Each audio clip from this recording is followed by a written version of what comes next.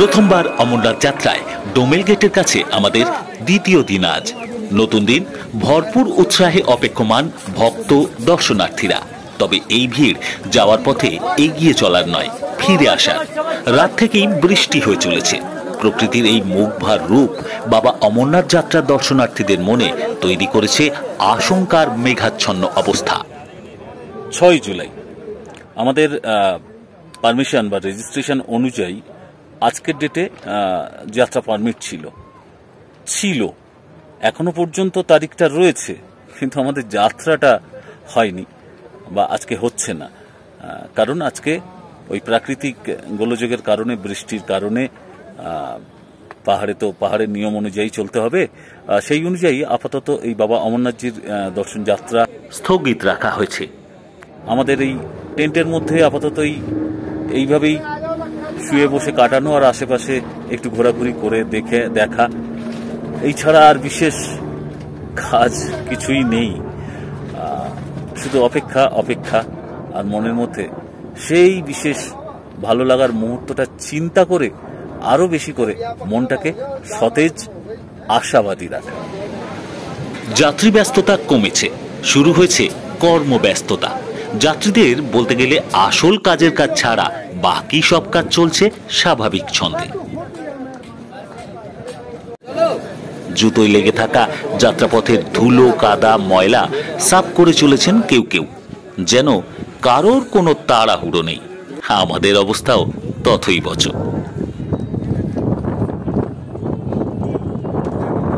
উপরে হেলিকপ্টার চলছে, কিন্তু আমরা এখানে একটু থেমে আছি। এই যে রৌদ্র ঝলমল দিনের আভা এখন দেখা যাচ্ছে, এটা কিন্তু সকাল পর্যন্ত ছিল না, যে কারণে প্রকৃতির সেই মুখভার আমাদের যাত্রাকে স্থগিত করতে বাধ্য করেছে আজকের দিনের জন্য। হঠাৎ পাওয়া এই অবসর সময়টা অলসতায় পুরোপুরি না কাটিয়ে পথে বেরিয়ে পড়া, রৌদ্রোজ্জ্বল প্রকৃতির রূপ দেখার সাথে সাথে দেখে নেওয়া আশেপাশের দৃশ্য। লঙ্গরখানার সাথেই আছে বেশ কিছু বিপণী। সবকিছু দেখতে ভালোই লাগে, তবে মনের মাঝে উঁকি দেয় আজ স্থগিত হওয়া যাত্রার ব্যথা।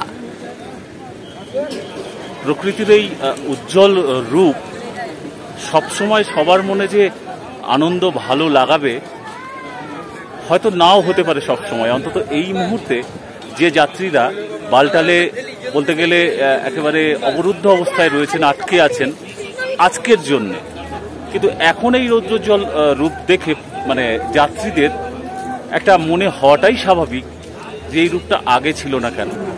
এই মুহূর্তে কোথাও একটা বৈপরীত্য, এই বৈপরীত্যটা মানুষের আবেগের, ভালো লাগার, ভালোবাসার, শ্রদ্ধার, ভক্তির। সেই কারণেই এই রৌদ্র আপাত দৃষ্টিতে ভালো মনে হলেও যাত্রীদের মনে কিছুটা মেঘাচ্ছন্ন হয়ে আছে। এই আজকে বেরোতে না পারা, আজকে যেতে না পারা, সেই কষ্টের কারণেই। দেখা যাক, আশাও ভীষণভাবে আছে যে আগামীকাল সকালে মানে ভোর সকলে যাওয়া সম্ভব হবে, দর্শন পাওয়া সম্ভব হবে।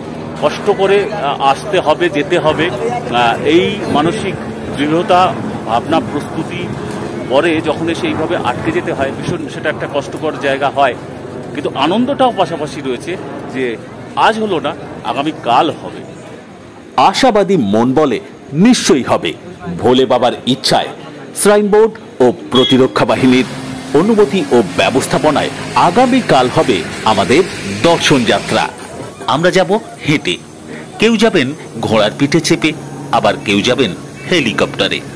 এই বছর 2024 সালের যাত্রা শুরু হয়েছে 29শে জুন। আজ অষ্টম দিন। এবার এখানে টেন্টে থাকার ব্যবস্থা সম্বন্ধে কিছু কথা। আমাদের মতো নিচে শোয়া এবং উপরে বেডে থাকার 2 রকম ব্যবস্থাই আছে। সেই অনুযায়ী মূল্য নির্ধারণ হয়। মোটামুটি প্রতিদিন মাথাপিছু খরচ 400-500 টাকা থেকে 700-800 টাকা। আছে প্রচুর তাঁবু বা টেন্ট। চারিদিকে ছড়িয়ে ছিটিয়ে রয়েছে, অর্থাৎ ব্যবস্থাপনা রয়েছে এইরকম টেন্টের, ছোট থেকে বড়, বিভিন্ন আকারের এবং অনেক থেকে কম মানুষের থাকার বন্দোবস্ত এই ধরনের টেন্টের মাধ্যমে। অস্থায়ী আস্তানা এবং সেটা এই যাত্রাকালে অবশ্যই যাত্রীদের পক্ষে ভীষণ হেল্পফুল। তারা এখানে রাত্রি যাপন করে তারপর দর্শনের উদ্দেশ্যে রওনা দিচ্ছেন বা ফিরে এসে আবার এখানে স্টে নিচ্ছেন। তো এটা এই ব্যবস্থাপনাটা খুব ভালো।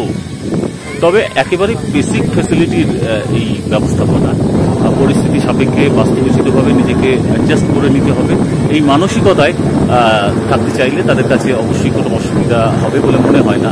যাত্রায় যেখানে মানে প্রায়োরিটি, সেখানে এইটুকু সুবিধা অসুবিধা এগুলো ওভারকাম করা যেতেই পারে।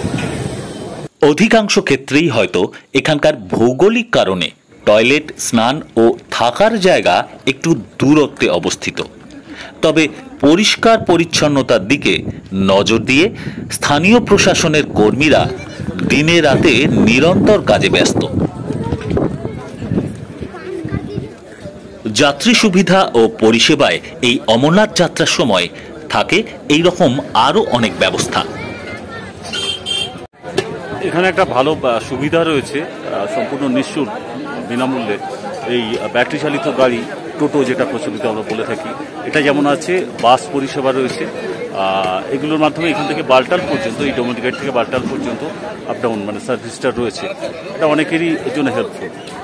তবে কিছু যাত্রী আজকের জন্য হয়তো কিছুটা হেল্পলেস ভেবে চিন্তায় আছেন। ইতিমধ্যে সবাই ঘুরে বেড়াচ্ছে, কিন্তু যেতে দেওয়া হচ্ছে না।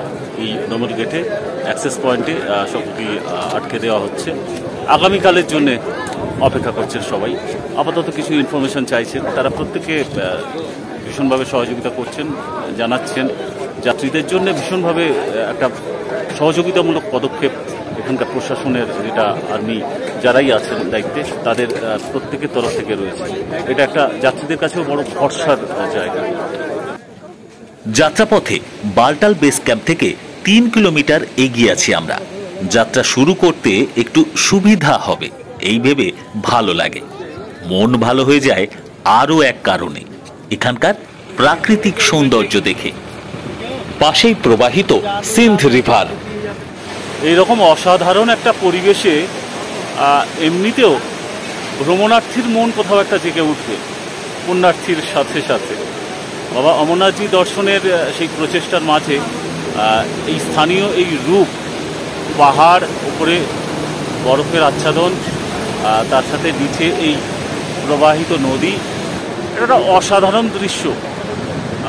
এটা উপরি পাওনা, এটা এভাবেও বলা যায়, যদিও এখানকার প্রাকৃতিক সৌন্দর্যের বৈশিষ্ট্যই এটাই।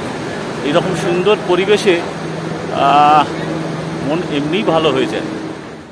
আর সার্বিক ভালো লাগা তো বিশেষ কারণে, যার জন্য এখানে আসা। পথের ধারে ভক্তদের জন্য এই রকম বিশেষ পণ্যের বিপণী।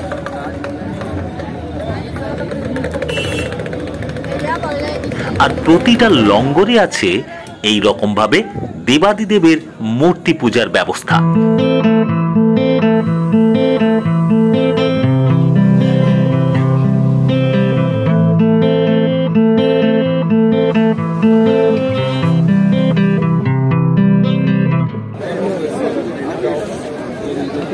আরাধ্য দেবতার উদ্দেশ্যে ভোগ নিবেদন, বিতরণ প্রসাদ রূপে ভান্ডারার মাধ্যমে।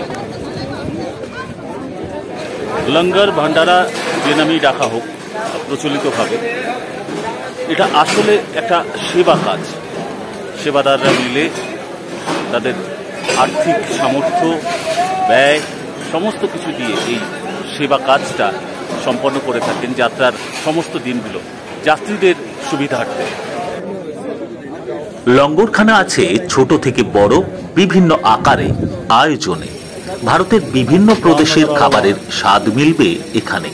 হরেক রকমের খাবারের আয়োজন আছে, লাইভ কাউন্টারও। আগত ভক্ত দর্শনার্থীরা তাদের পছন্দ অনুযায়ী খাদ্য পেয়ে যাচ্ছেন, বলাই বাহুল্য নিঃশুল্কভাবে গ্রহণ করছেন তৃপ্তি সহকারে। আর যারা পরিবেশন বা সেবা কাজ করছেন তারাও করে চলেছেন দায়িত্ব সহকারে, মনে আনন্দ নিয়ে। এই লঙ্গরখানায় পাশেই আছে এক বিশেষ দর্শনের ব্যবস্থা। অমরনাথের পবিত্র গুহাতে 30 বছরের বাবা অমরনাথ বা বরফানি বাবার নানা রূপের দর্শন ছবির মাধ্যমে।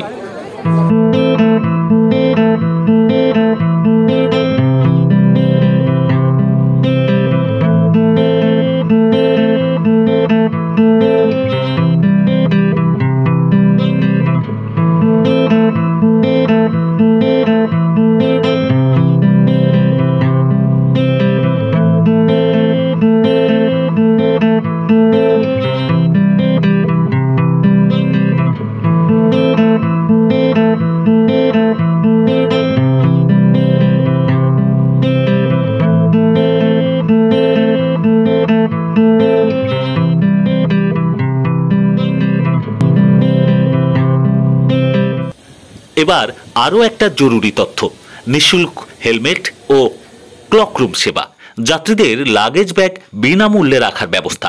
চাইলে যে টেন্টে থাকা তাদের দায়িত্ব রাখা যায়, চাইলে এই পরিষেবাও নেওয়া যায়। इसका अथॉरिटी कौन है या सेवा सर्विस? ये निःशुल्क सर्विस है। অনেক কিছু দেখার মাঝে এবার একটু নিজেকে দেখা, মানে কিছু সময় নিজেকে ক্যামেরা বন্দি করা, হয়তো অপ্রয়োজনেই, কখনো গম্ভীর মুখে, আবার কখনো হাসি হাসি মুখে। আসলে বিশেষ কিছু কাজ না থাকলে যা হয় আর কি। তবে আমরা এইভাবে সময় কাটালেও এই ঘোড়াগুলো ব্যস্ত, কখনো যাত্রী, কখনো পণ্য পরিবহনে, দিনে রাতে। দিনের শেষে রাত্রি আসে। মূল যাত্রার পূর্বে আমাদের দ্বিতীয় রাত্রি যাপন এখানে। দর্শন শেষে যাত্রীরা এই বালটাল রুট দিয়ে ফিরছেন, কেউ এখান দিয়েও গেছিলেন, কেউ পেহেলগাম হয়ে গেছিলেন, ফিরছেন এই দিক দিয়ে। রাত অনেকটাই হয়ে গেছে, ফিরতে ফিরতে যতটা সময় লাগে। আর যাত্রীদের এরকম দেখে যারা যাবেন তারাও বেশ উৎসাহ পাবেন। প্রত্যেকে ক্লান্ত, কিন্তু হাসি মুখে বোধহয় প্রত্যেকে ফিরছেন মনে একটা তৃপ্তি নিয়ে। যে উদ্দেশ্যে আসা সেই উদ্দেশ্যটা তাদের সফল হয়েছে। আজ আমাদের মতো অপেক্ষমান যাত্রীদের যাওয়ার অনুমতি না থাকলেও দিনের শেষে বালটাল রুটে ফিরছেন পেহেলগাম রুটের অনেক যাত্রী। সারাদিনে হেলিকপ্টার পরিষেবাও দেখা গেছে। শুধু আমরাই যেন আজ বঞ্চিত হলাম, এই ভাবনা মনে আসে। তবে মনের মাঝে তার থেকেও বেশি ভালো লাগা কাজ করে এই ভেবে যে আর কয়েক ঘন্টা পর নতুন দিন, তখন নিশ্চয়ই শুরু হবে অমরনাথ যাত্রার নবম দিনে আমাদের দর্শন যাত্রা। সবই ভোলে বাবার ইচ্ছা। জয় বাবা অমরনাথ, হর হর মহাদেব।